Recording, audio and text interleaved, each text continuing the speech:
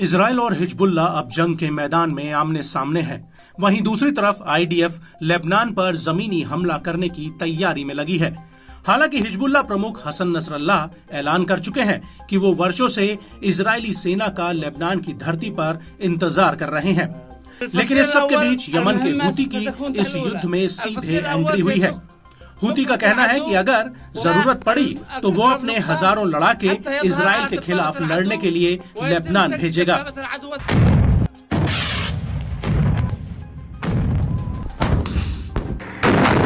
और यही वजह है कि अब हूती इजराइल पर सीधे हमले कर रहा है।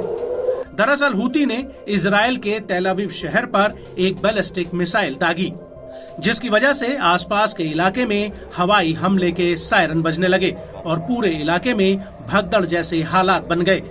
वहीं एश्केलॉन सेटलमेंट से तो इस मिसाइल को साफ देखा गया।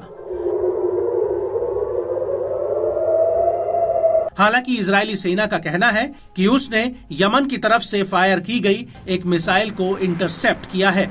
आईडीएफ ने टेलीग्राम पर एक बयान में कहा कि मिसाइल यमन की तरफ से दागी गई है, जिसे एरो एरियल डिफेंस सिस्टम ने इंटरसेप्ट किया। मिसाइल को हवा में ही मार गिराने के बाद सायरन और धमाके की आवाज सुनी गई। मिसाइल के नुकीले पंख नीचे आकर गिरे।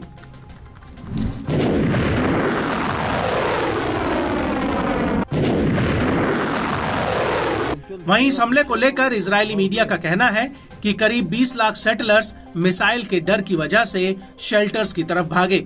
इस दौरान भगदड़ मची, जिसमें करीब 20 से ज्यादा लोग घायल हुए हैं और इस हमले की वजह से बेन गुरियन एयरपोर्ट पर विमानों की आवाजाही तक रोकनी पड़ी।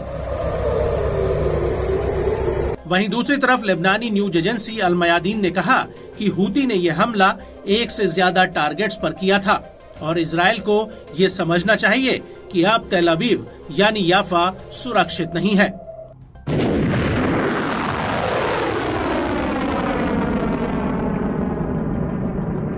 आपको बता दें कि इस हमले से पहले हूती के प्रमुख अब्दुल मलिक अल हूती ने एक टीवी संबोधन में इजराइल को बहुत बड़ी धमकी दी थी।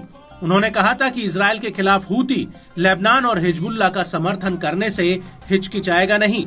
अब्दुल मलिक ने यह भी कहा था कि इजराइल हूती को लेबनान और गाजा की मदद करने से रोकना चाहता है।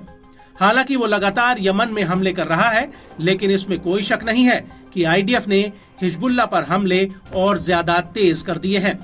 लेकिन इसके बावजूद हूती का कहना है कि नेतन्याहू हिजबुल्लाह को हल्के में न ले, वो पहले के मुकाबले और ज्यादा ताकतवर हुआ है।